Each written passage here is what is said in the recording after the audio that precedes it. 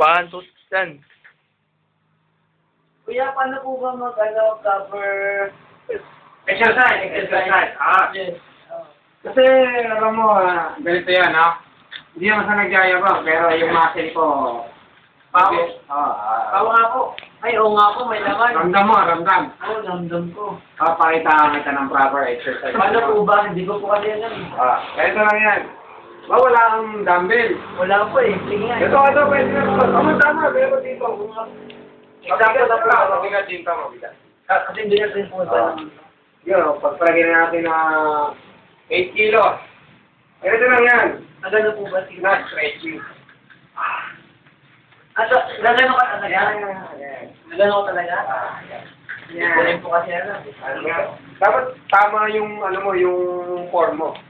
Dahil may namin sa EP, Tapos, bubuhati mo siya ngayon. Ganda. Ganyan po ba? Hindi nga po. straight. Straight yung yung balikan mo. Kailangan straight talaga?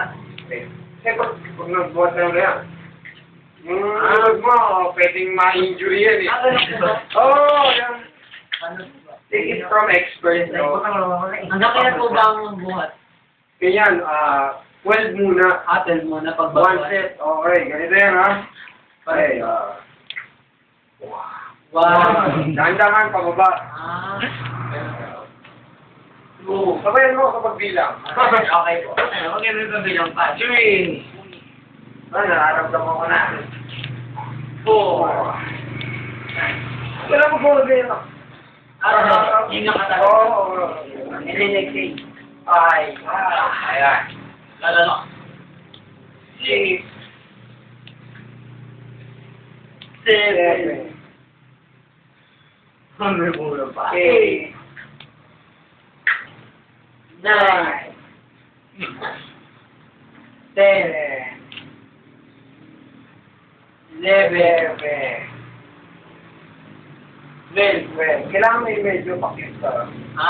Kailangan po. Kunyari, nahihirapan ka. Ganun po ba yun? Hindi ko po kasi. Pag may 6, malaking tumating ka. Lagi po kasi namin eh.